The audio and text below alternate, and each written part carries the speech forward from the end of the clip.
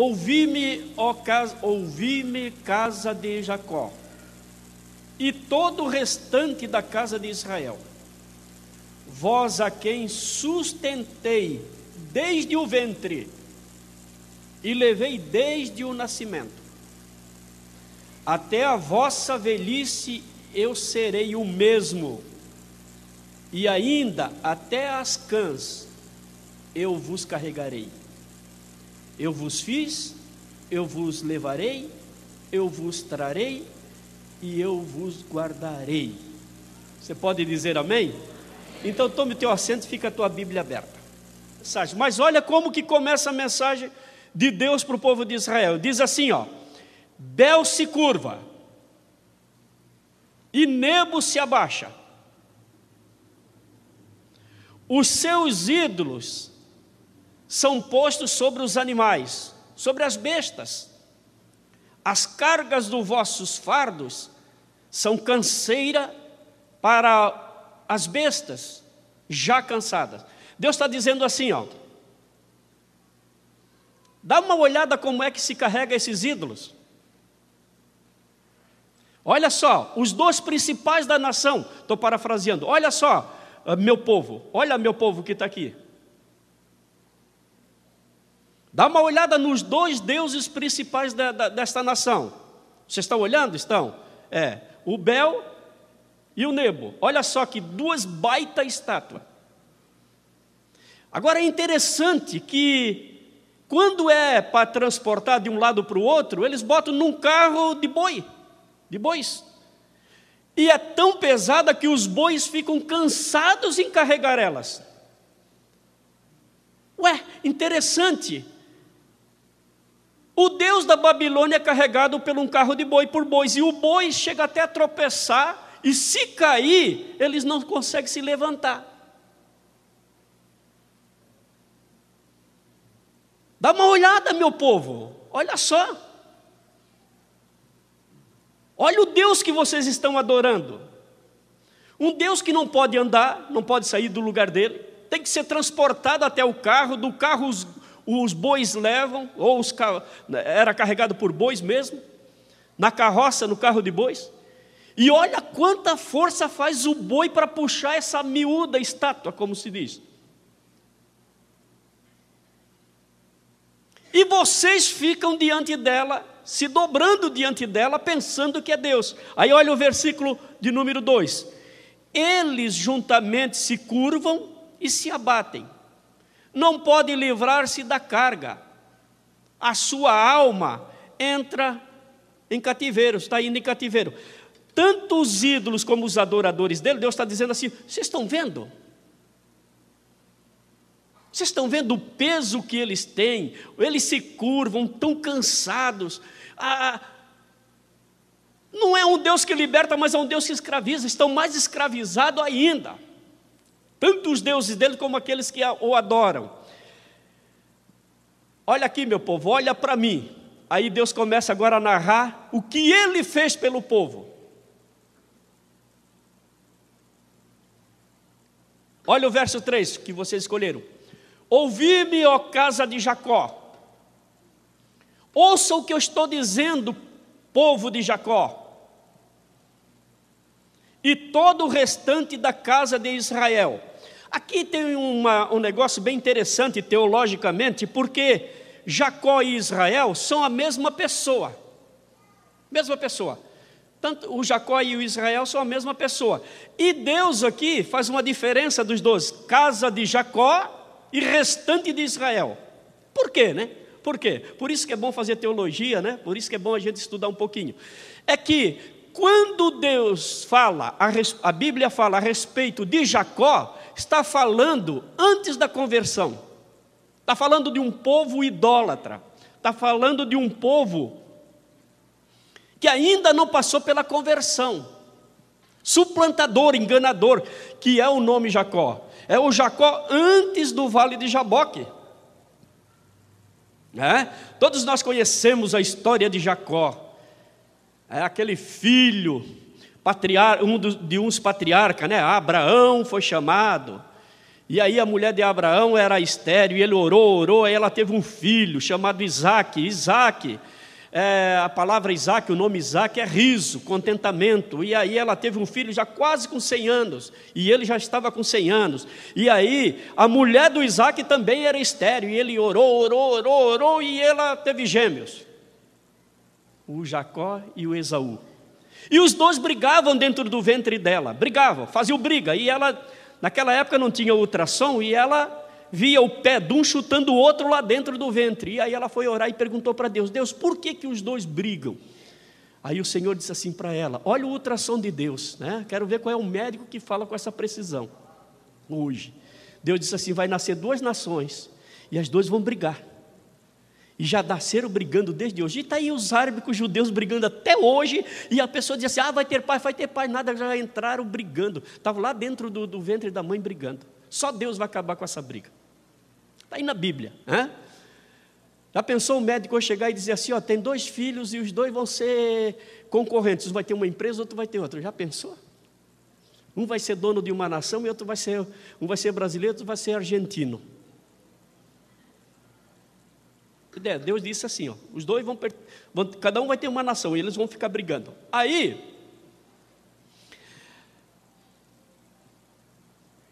nasce o Jacó. O Jacó era um camarada enganador. O nome Jacó quer dizer suplantador, aquele que suplanta o outro, aquele que está sempre esperando a oportunidade para ter lucro.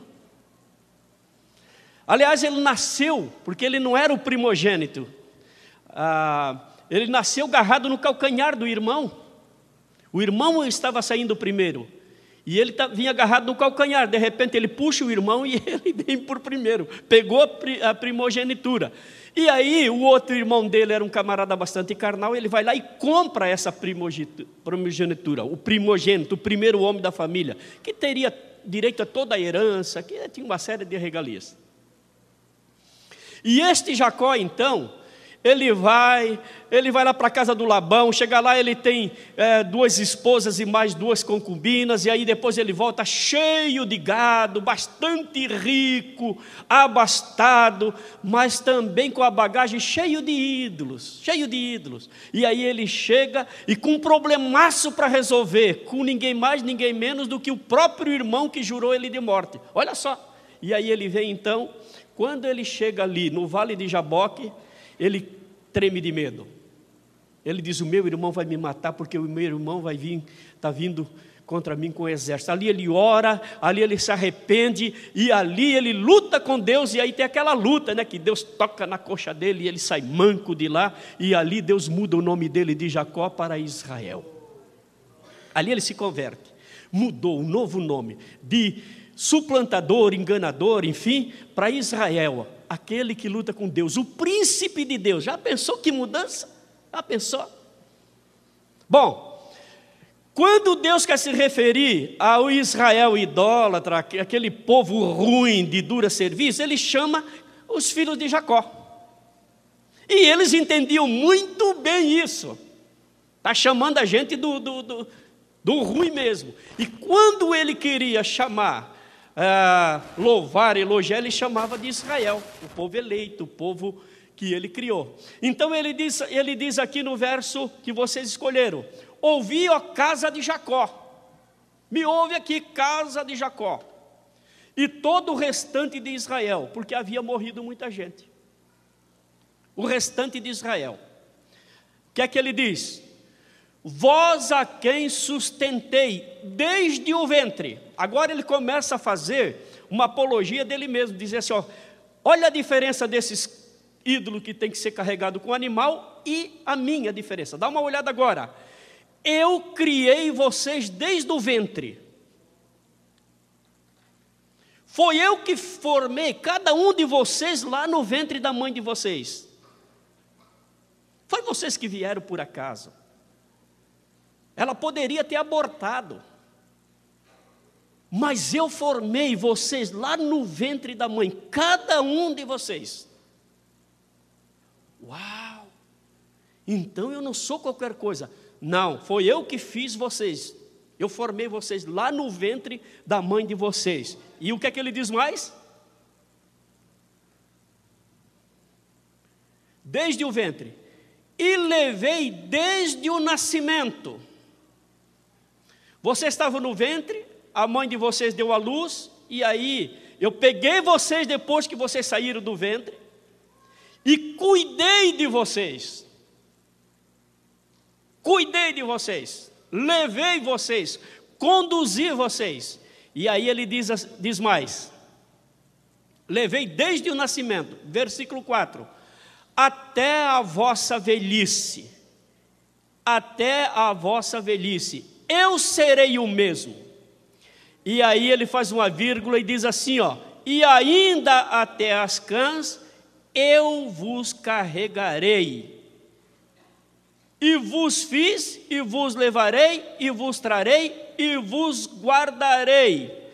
Sabe o que é que Deus está dizendo aqui, irmãos? Ele está dizendo o seguinte, ó.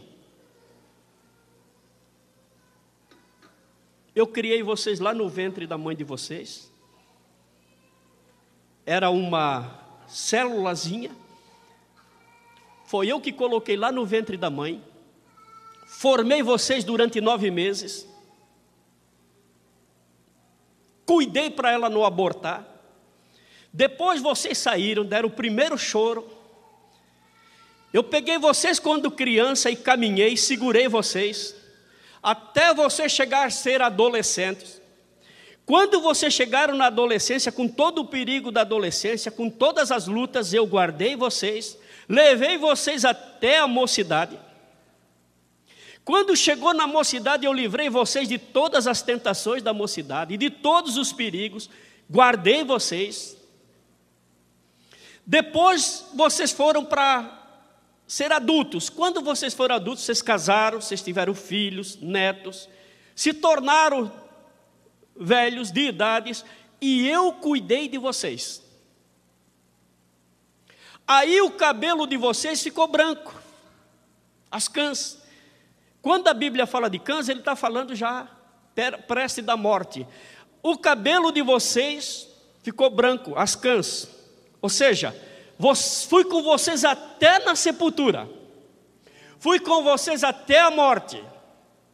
E depois que vocês morreram, eu peguei vocês, eu trouxe vocês e guardei comigo. É isso que Deus está falando para o povo de Israel.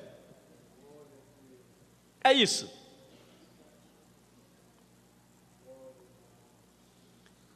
Ô irmão e irmã, e é isso que Ele está falando para mim e para você nessa noite. É isso que Ele está falando para mim e para você.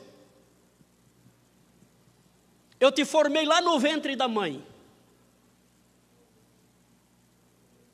Eu e você fomos formados por Deus. Dá uma olhada, nós que temos 60, como que era a medicina. O perigo que a mãe tinha para abortar. A minha mãe deu à luz 14 filhos, mas só 6 estão vivos. Os outros morreram, porque ela tinha dores de parto na roça. Mas Deus guardou você e guardou eu, e nós estamos aqui nessa noite. Quando você deu à luz, quando a tua mãe deu à luz, dá uma olhada, irmão e irmã.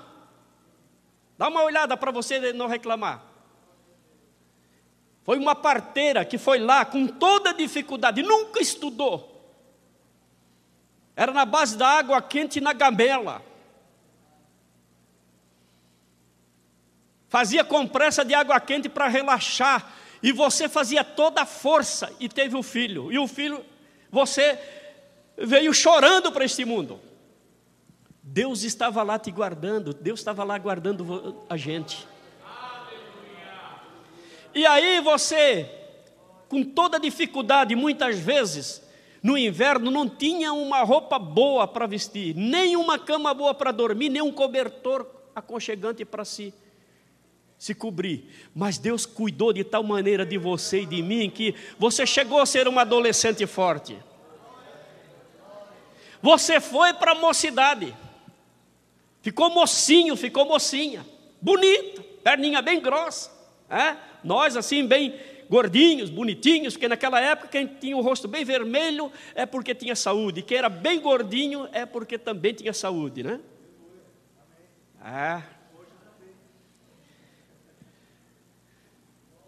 E a gente ficou grande, e aí a gente arrumou uma outra esposa, outra pessoa que veio do mesmo sofrimento.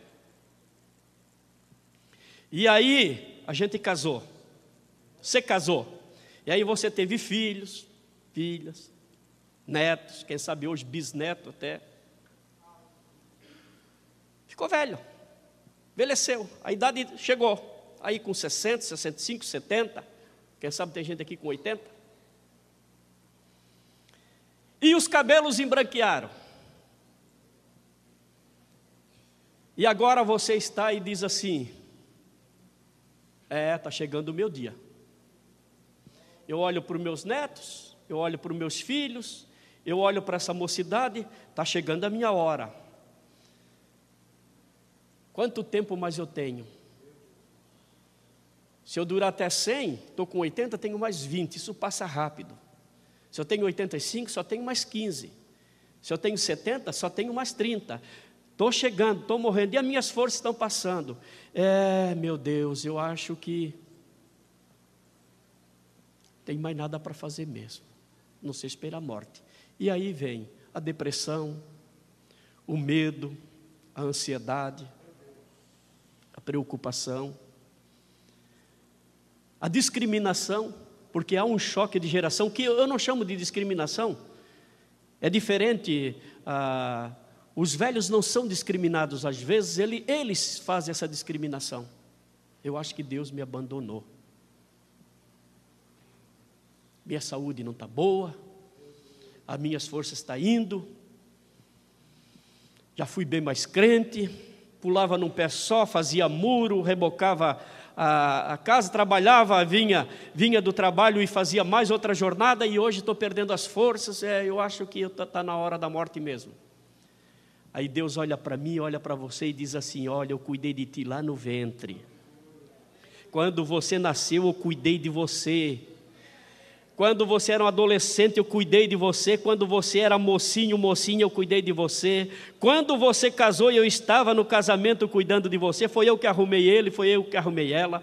Você casou, você tinha força, foi eu que te dei. Você trabalhou, você construiu a tua casa, você construiu a tua família. Hoje você tem filho, tem neto, tem neta, bonito, já casado também, muito mais bem de vida do que você. Deixa eu te dizer uma coisa, você hoje está cansadinho, você está com o cabelo branco, mas eu ainda não te abandonei, eu ainda estou contigo e vou contigo até lá no caixão. E o dia que tu der o último suspiro, eu trago você para mim e vou guardar comigo. Você nunca será abandonado. É esta mensagem, meu irmão, para mim e para ti nessa noite. É esta mensagem para nós. Simples desta maneira. Não adianta florear, não. Não adianta criar coisa aqui, é isso aí mesmo. Olha aqui, ó. Ouvi-me, casa de Jacó, convertido ou não, bom ou não, e todo o restante da casa de Israel, vós a quem sustentei desde o ventre,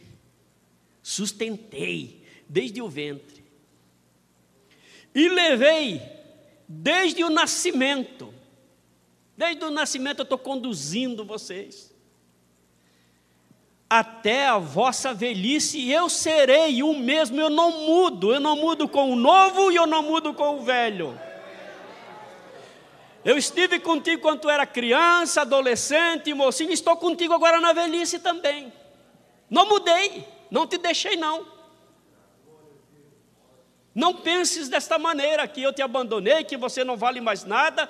Não, eu estou contigo e estou conduzindo você até a velhice, e eu serei o mesmo. E ainda até as cãs eu vos carregarei. Quer dizer, até você deitar no caixãozinho. Até você deitar no caixãozinho. Esse lado de cada vida eu vou estar com você, fica tranquilo. E depois, Porque foi eu que vos fiz, foi eu que te criei, foi eu que te fiz. E é eu que vou te levar, eu vos levarei.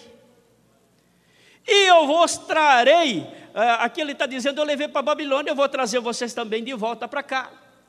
E aí ele diz assim, ó, e depois das cãs descer à sepultura, eu vos guardarei. Eu vos guardarei. O corpo tomba, mas você vai ficar comigo.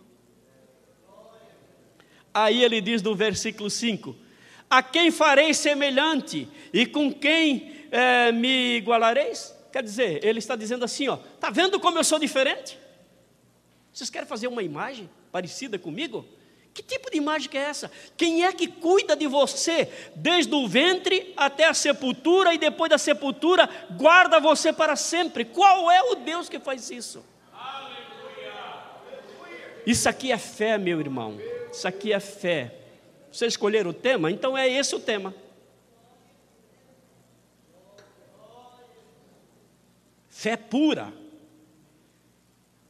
Não deixe entrar no teu coração, na tua mente, qualquer pensamento, seja qual for a idade que você tenha. Ah, já sou velho. Tem mais valor. Como não tem valor se Deus está dizendo para você que você tem valor? Ah, eles não me convidam mais agora para certas atividades. Mas você continua, porque a nova geração precisa ocupar este lugar. A gente não precisa ficar com ciúmes deles. A gente não precisa conflitar com eles. A gente deve apoiá-lo, deve orar por eles, conversar com eles, ensinar a experiência que a gente passou para eles. O problema é que tem muitos velhinhos, carinhosamente falando, que perderam a fé. Perderam. Antes fazia tanto para Deus e hoje, meu irmão, não é o que eu faço para Deus que tem tanto valor, é o que eu sou para Deus, é o que você é, meu irmão. Fé. Eu vou terminar com essas três, digamos assim, 3 dimensões da fé que levam numa quarta. Primeiro, se eu perguntasse aqui nessa noite,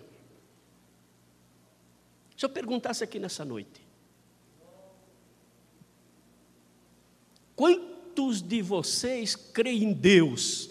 Levante a mão, não precisa levantar a mão, tá? Mas se eu fizer essa pergunta, quantos de vocês aqui creem em Deus? Levante a mão. Você ia dizer assim, eu nem vou levantar a mão. O Olívio veio e nem olhou. Isso aqui, a placa lá na frente é a Igreja Evangélica Assembleia de Deus. Olha, vai me perguntar se eu creio em Deus? Claro que eu creio. Se eu estou aqui dentro de uma igreja é porque eu creio em Deus. Tá bom, então. A gente vai descer um degrauzinho, então. Você crê? Claro que eu creio, Olívio. Imagina, estou na Assembleia de Deus. Então tá. Você confia nele? Você confia?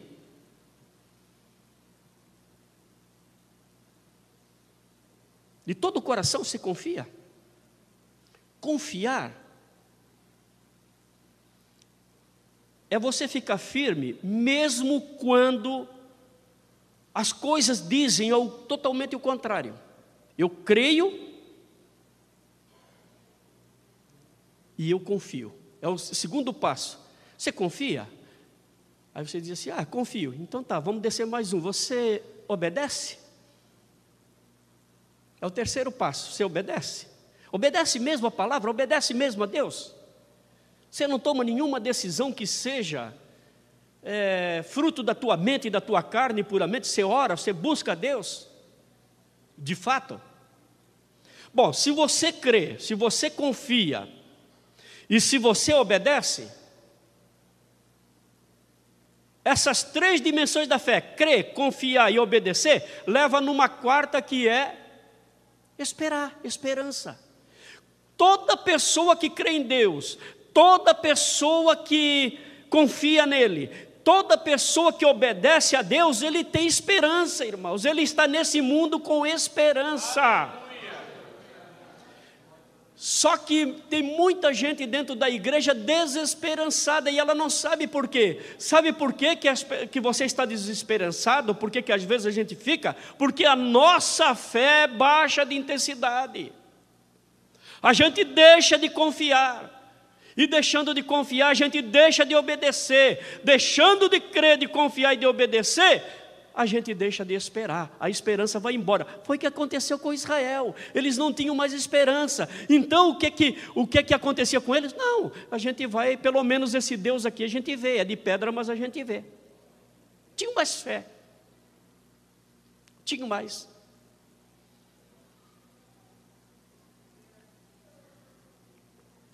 Agora, quando a gente vê isso de Deus, irmãos, isso aqui, não é palavra do pastor Olívio, de quem? De uma outra pessoa, não. Foi eu que gerei você lá no ventre da tua mãe. Irmãos, a gente é muito ignorante. É muito ignorante, por falta de ensino. Se você quiser saber do milagre, a gente pede milagre, né? Milagre, Deus faz o milagre, Deus faz mesmo. Mas sabe, faz o seguinte, pede para um ginecologista, pede para um médico, escuta doutor, como é que é gerado uma criança no ventre da mãe? Você vai ver o milagre que você é, você vai ver,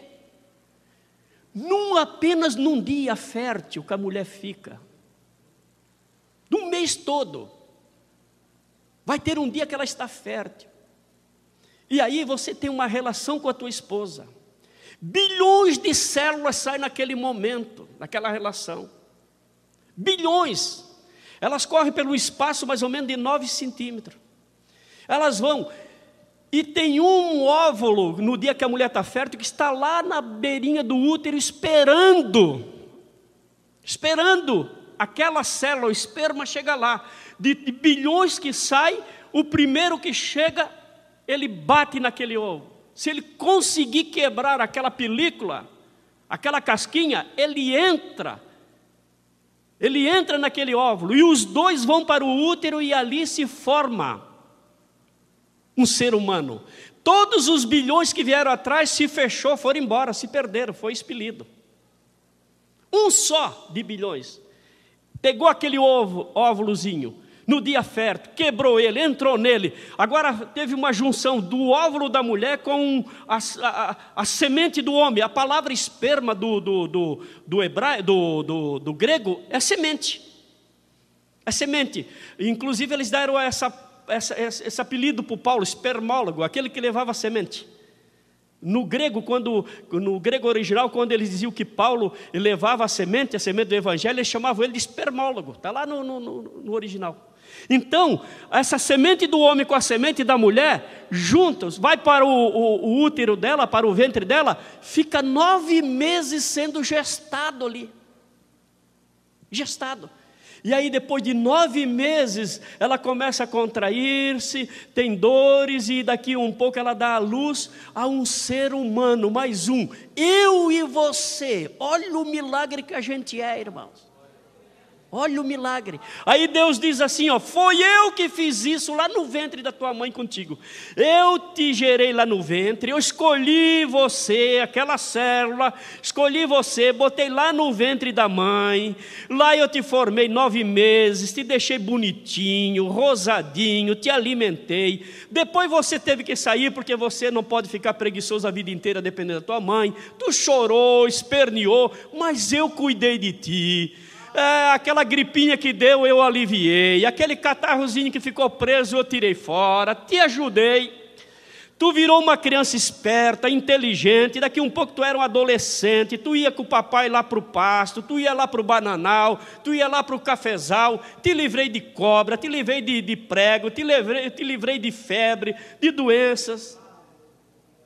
Aí tu ficou um mocinho, tu ficou uma mocinha, bonitinho, bonitinha. E aí eu levei você, se apaixonou pelo um pelo outro, vocês casaram, tiveram belos filhos, belos netos. E aí chegaram na idade já avançada. Fui eu que fiz isso, foi eu que peguei vocês desde criança até aqui, ó. 60, 70, 80. E a hora que o cabelo ficar branco e vocês ir lá para o túmulo, eu estou lá junto com vocês. E depois que você der o último suspiro, eu faço tudo de novo. Eu pego vocês e aí eu trago para junto de mim, porque eu amo demais vocês. Vamos ficar em pé? Ou você está reclamando do que, irmão? Você está reclamando do que, irmã? Escuta, estou terminando. Irmãos, juventude aqui, ó, olha para o irmão Olívio. Tem algum sentido? Vocês são inteligentes, vocês estão estudando, vocês são ligadão nessa nova tecnologia, né?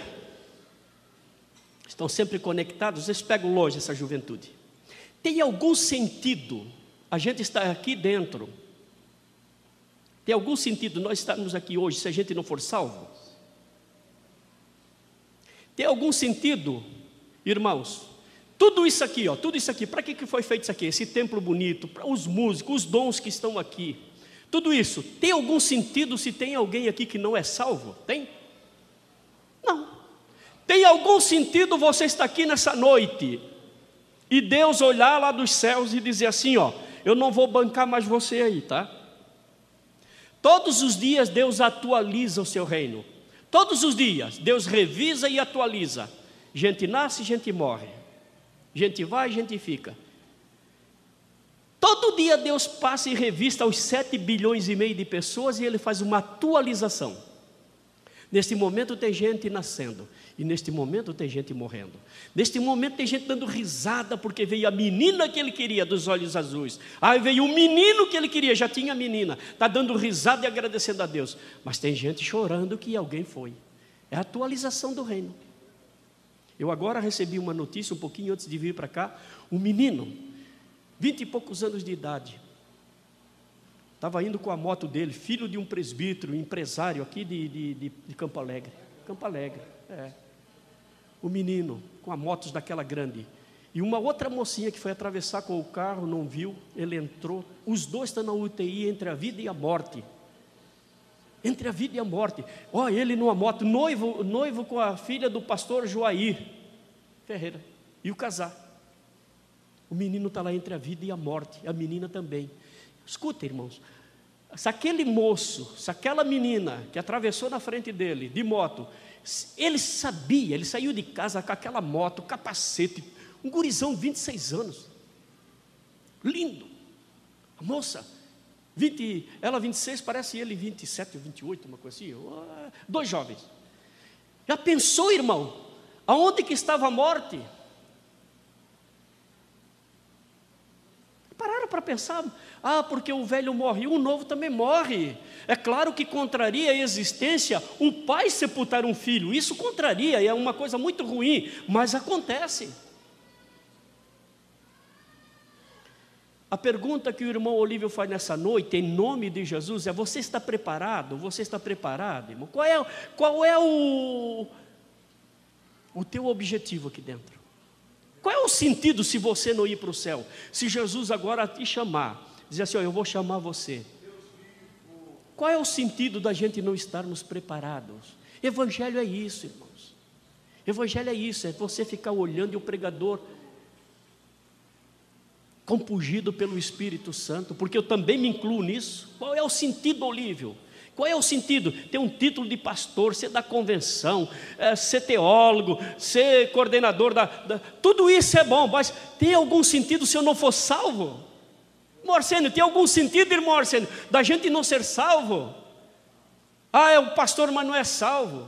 Ah, é um empresário, mas não é salvo. Ah, é um músico, mas não é salvo. É um Irmãos, não tem nenhum sentido. O sentido da gente estar aqui é exatamente isso. Deus diz assim, ó: desde o ventre até aqui, ó, eu estou conduzindo você. Eu sou o teu Criador, eu sou o teu Salvador, eu sou o teu sustentador.